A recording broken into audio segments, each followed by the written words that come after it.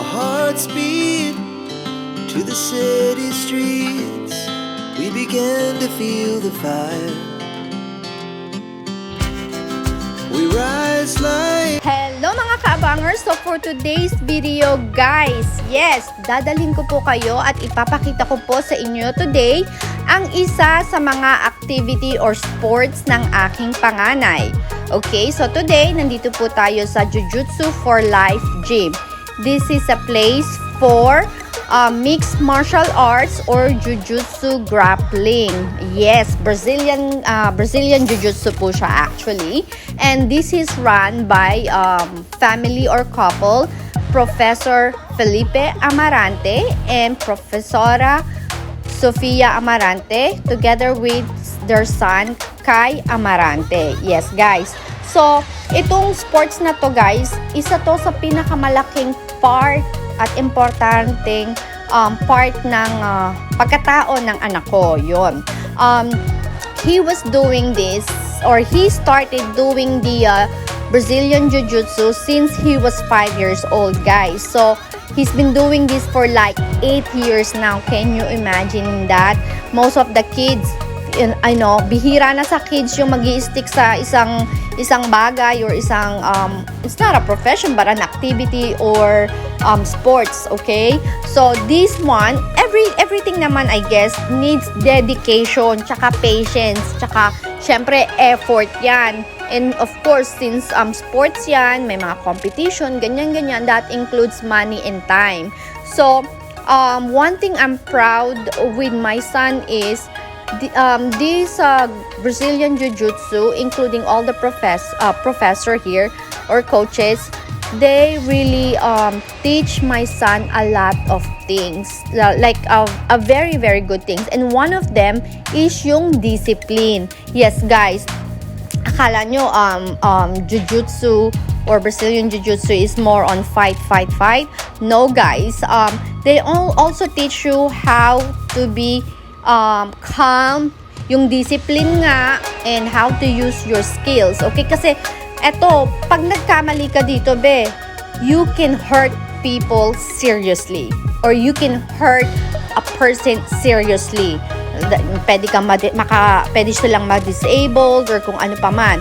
So, whenever they do fight, they do it carefully. Okay?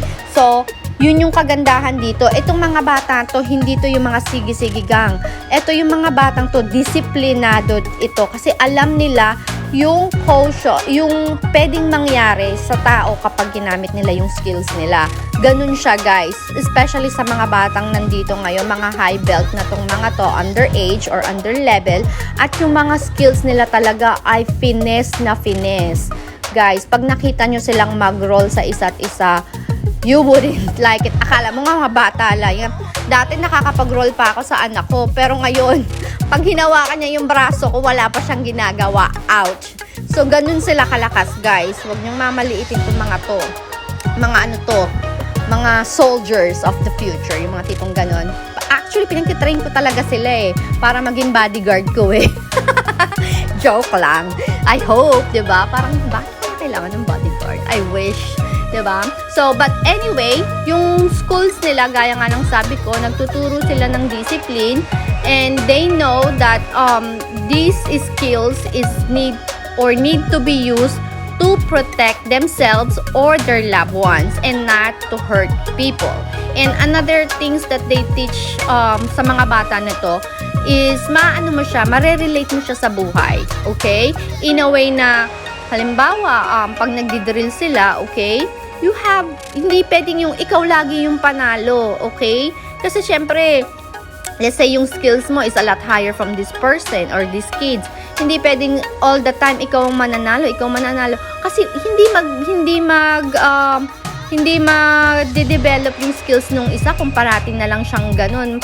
Madadown yung self-esteem nila. So, tinuturo nila yun na they have to roll like a water, like flow with the fight, okay? Na give the other persons a chance, okay? So, to learn and to to success. Yung mga ganong bagay yung tinuturo nila. Also, one of the things na tinuturo nila is hindi kawalan sa pagkatao mo kung magtatap ka. Yung magtatap is halimbawa, nasasaktan ka na, pwede ka namang sumuko and start again.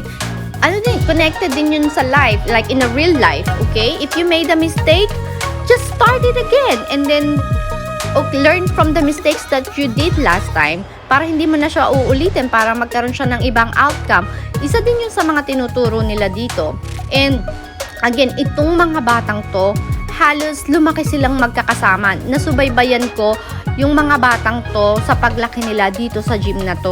Mga magkakabatch yung mga yan. So, kilala ko silang lahat in a way na I know that these kids are well-disciplined and they won't hurt other kids. Okay? Napaka-caring nila kahit may bagong bata. They're gonna treat them really, really, really nice and make the other kids feel comfortable. Kaya naman lumaki yung mga students nila dito or dumami yung mga estudyante nila dahil napakaganda ng school na to. Kaya guys, kung kayo ay nasa Florida and by my area, dito po sa may Broward or Coral Springs, at gusto nyo pong magkaroon ng something na mapagkakaabalhan yung anak nyo, i-try nyo pong i-visit tong Jiu-Jitsu for Life. And at the same time guys, yung mga coaches natin, mga world championship yung mga yan. Okay? So napaka-professional ng mga yan guys. And napakabait talaga. Parang second home na nga actually siya ng anak ko itong lugar na to. Lalo na ng mga, siguro mga 7 or 8 siya, mga ganong age. He spent more time dito sa gym kaysa sa bahay ko. Parang ang bahay ko ginagawa lang yung boarding house. Ganun yung peg ng anak ko. Ganun siya ka-dedicated.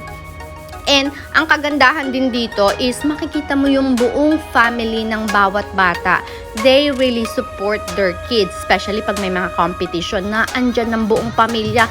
Kahit sabihin natin na pumupunta kami sa ibang state. Siguro mga napuntahan namin is Georgia. We went to Georgia, sa Las Vegas, yung mga Orlando, mga ganyan-ganyan, lumalaban sila dyan.